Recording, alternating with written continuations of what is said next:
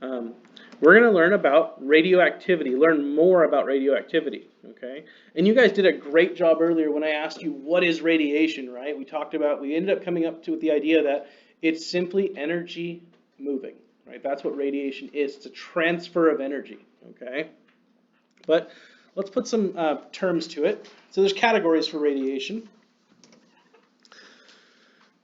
Waves in a medium or media. What's the medium that we're communicating through in this room that I'm making sound with? What's the medium we're working with?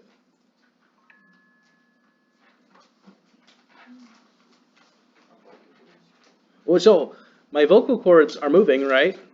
Vibrating what? Between you and me? Air, right? Air is the medium. Air is the thing between you and me. It's the reason why you can hear me, right? Assuming your ears work, right? If we take a rocket ship, we go up into outer space, and assuming we can hop out of our rocket ship floating up by the International Space Station and go without helmets on, right?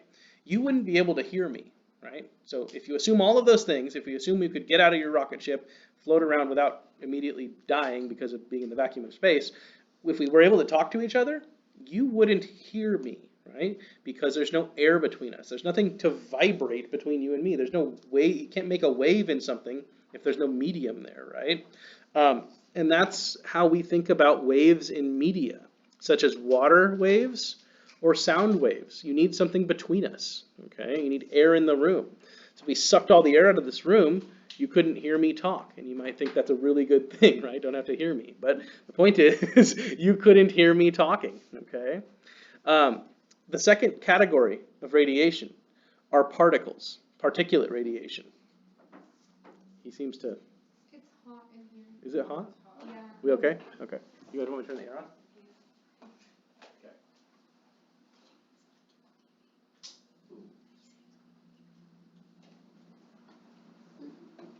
Okay. Second category are particulate radiation or particles.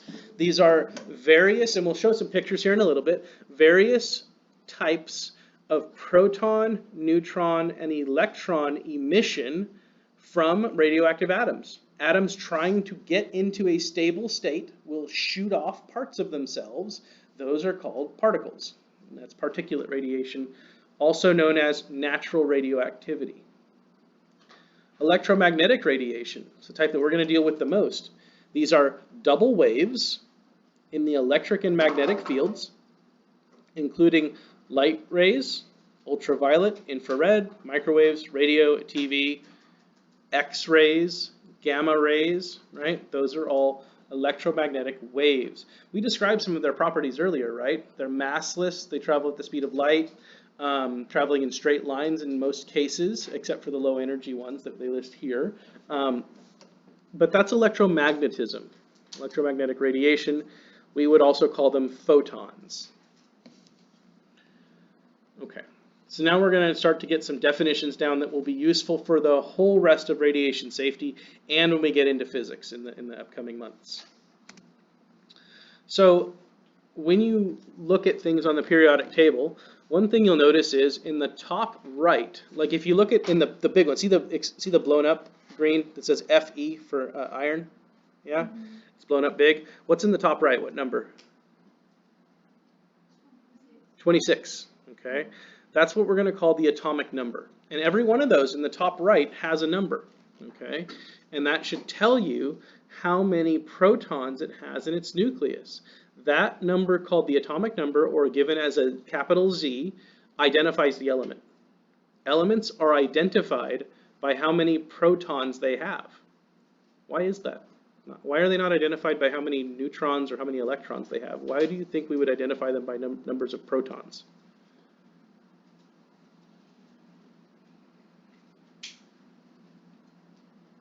What charge do protons have? Some of you should know this. Positive, right? What will they attract? Negative charges, right? So negative charge particles are called electrons, right? Electrons orbit around the atom, yeah? Will an atom always have, let's say a proton, let's say iron, Fe, has 26 protons. It'll attract up to 26 electrons, right? But will it always have 26 electrons? No, it may gain, it may lose, right? It can become charged by losing or temporarily gaining, right?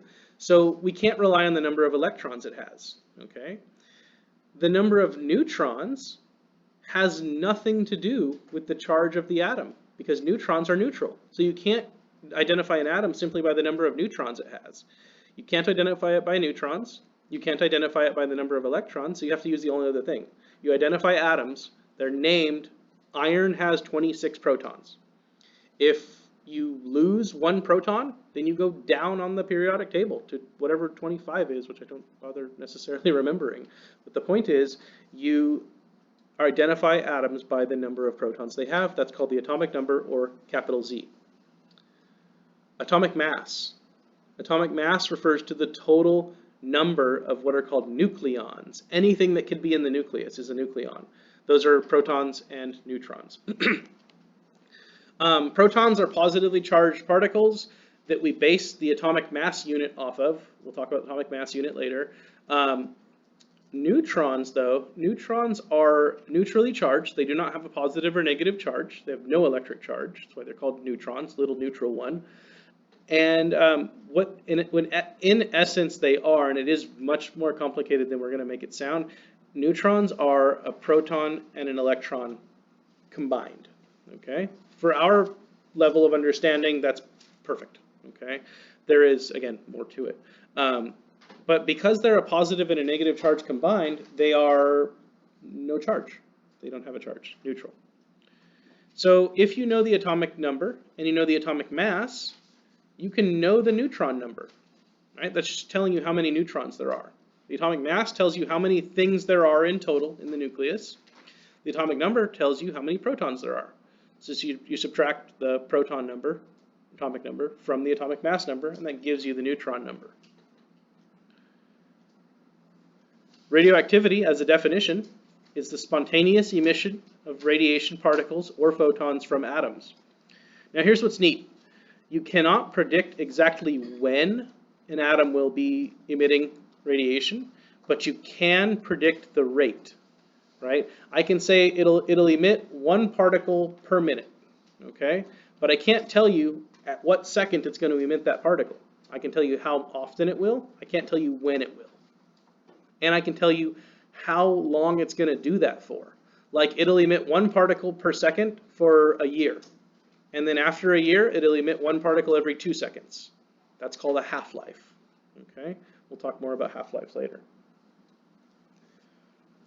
Decay events is the event when an atomic nucleus having excess energy emits a particle, either alpha, beta, or gamma emission.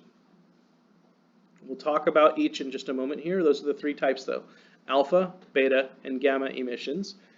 Alpha and beta emissions are actual particles, pieces of the atom. Gamma emissions are photons.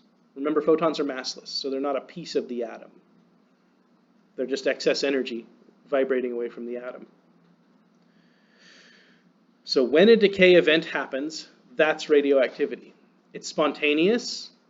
It is not, you cannot predict exactly when, but you can say in a given amount of time how many events will happen. Okay? So now we'll talk about the types of emissions, what they actually are, and how they change the structure of an atom.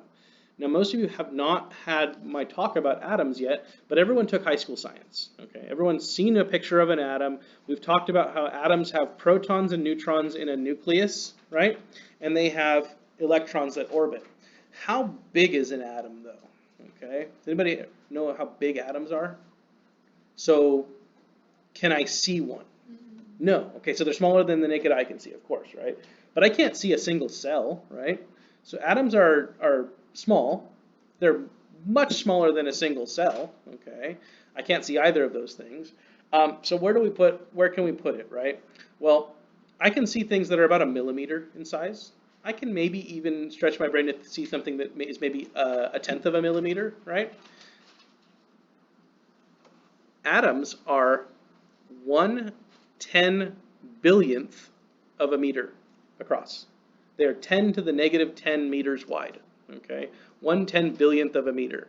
So take a meter stick, chop it up into 10 billion pieces. Each one of those pieces will be 1 atom wide, okay? That's how big atoms are. All atoms are that size. That is actually the limit in size for an atom. How much stuff is in the atom can change, but the outer size, which is just measured as the outer ring of electrons in atoms, is always 10 to the negative 10 meters. That's the size of an atom.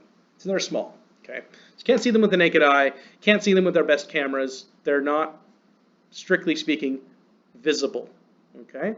But we know they're there for lots of different reasons. I won't go into right now, you just have to trust me. 2 types of emissions that are considered particulate emissions, and they have problems with each. Alpha emissions are equivalent to an atom of helium being ejected away from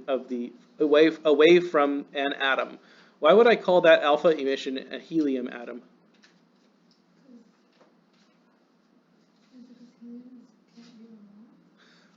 Look at the top right on the periodic table, capital H, little e. What's the atomic number for helium? 2. How many protons are in this emission? 2. So, and we identify atoms by how many protons they have, right? So this little piece of this large atom that just broke away, this is a nucleus of helium. Okay, a nucleus of helium is an alpha emission. Okay, not all helium particles come from alpha emissions. Helium has been around since the universe went boom. Okay, but importantly, every alpha emission is equivalent to an atom of helium. Okay, because it's 2 protons. Okay, alpha emissions are always 2 protons and 2 neutrons, having an atomic number of 2 and having an atomic mass of 4. That means when an alpha emission happens, the atom shifts down by 2 on the periodic table, okay, because it lost 2 protons. It shifts down by 2 on the periodic table because the Z number goes down by 2. This atom right here lost 2 protons and it lost 2 neutrons. So it got lighter. It got lighter by 4 atomic mass units, 4 pieces of it left, 2 protons, 2 neutrons. But it only went down by 2 on the periodic table because it lost 2 protons. Okay? An alpha emission will never be 4 protons. It will always be 2 protons, 2 neutrons. Here's the problem with the alpha emission. How many positive charges does it have? 2, right? So we could say its charge is plus 2. It has a positive 2 charge to it.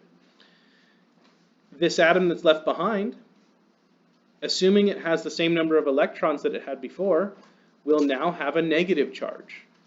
Okay, so this atom, which may have been neutral before, is now negatively charged. It changed what it is. This atom is now a new atom, the one left behind, and it has a different charge to it. That will change the shape of any molecule that it's a part of. Okay, this atom was making up a larger molecule. Now the molecule is going to change shape. Okay. This emission, so that's what's the problem for what's left behind. This emission now goes flying off at a significant percentage of the speed of light. It cannot travel at the speed of light because it has mass. It's made of something. Okay, you can only travel at light speed if you're massless. But it's going very fast, some significant percentage of the speed of light. When it runs into other atoms, because it has a positive charge to it, what's attracted to negative charges? Electrons. So it's going to fly past an atom and it's going to rip some electrons away from that atom. Okay? And it will take and remove those electrons from that atom that it comes in contact with, and now that atom has been ionized. Okay? And if that atom over here was part of a molecule, maybe a DNA molecule, that molecule is going to change shape. It's going to change its structure. Okay? Change the chemical properties of that molecule. So that alpha emission is harmful because it's big and it has a charge to it. Okay? This left behind atom is harmful because it's now charged. Okay? It wasn't charged before, it is now. Okay?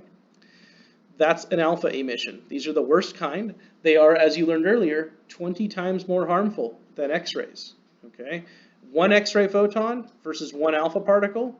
The X-ray photon is 1/20th as harmful as the alpha particle. Alpha particles are the most harmful ones. Now here's another funky one. Beta emissions, okay? Beta emissions, look what happens in a beta emission. The Z number goes up. It's like we added a proton, but the atomic mass doesn't change, okay? What's happening here is, in the nucleus of an atom, you have one of the neutrons, okay? One of the neutrons is unstable. And when a neutron decays, what did I tell you neutrons were, really? Protons and electrons. Exactly. Protons and electrons, okay? When the neutron decays into a proton and an electron, the lighter of those two pieces goes away from the atom, okay? The heavier one stays behind.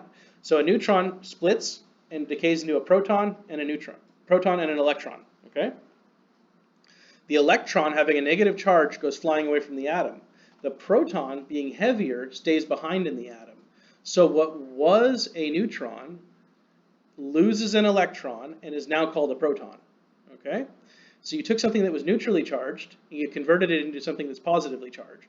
That's why you added 1 to the atomic number. This atom actually jumped up on the periodic table from one element to the next, okay?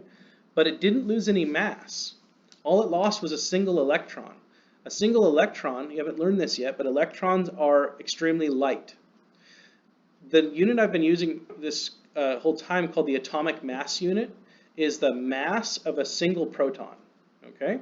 A proton is 1 atomic mass unit, and an electron is about 1/2000th of an atomic mass unit. Electrons are 2,000 times smaller in mass than protons are. So when an atom loses an electron, it has lost hardly any mass at all, okay?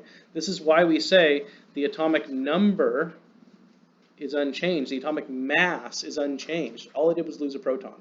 It still has the same total number of nucleons in the nucleus, but a neutron converted into a proton and an electron, and the electron left, okay? The emission called a beta emission, that is the beta emission. The beta emission is an electron, okay? Electrons are all over the place, but this electron is traveling very fast and in no particular special direction, okay? And it came from this atom. This electron, having a negative charge, it goes flying past an atom, may push another electron out of an atom, ionizing the atom, okay? It may also join up with another atom, further ionizing an atom, okay? That little beta particle, even though it's 2,000 times smaller than a proton, because it travels fast, it can harm other atoms, okay? So beta emissions have an atomic mass of 4, and an atomic mass unit number of 4. Alpha emissions do. Beta emissions have an atomic mass of 1/2000th of an atomic mass unit. It's closer to about 1836, 1/1836th, but it's easier to say 2000. Okay. These are your two types. Alpha emissions, beta emissions are your two types of particulate emissions. Atoms become more stable when they lose one or the other, when they do one or the other of these decay events. Okay. The third type, which is not an actual particle, it's a photon of light, it's called a gamma emission. Notice the gamma emission does not change the Z number. Proton number stays the same. It does not change the mass number. The atomic mass is unchanged. Only excess energy is emitted from the nucleus. Remember this. Gamma radiation comes from the nucleus of an atom. It does not come from the orbiting electrons. That's where X-rays come from. So you have an unstable nucleus. It has excess energy, and it emits that excess energy as a photon. That's gamma emission.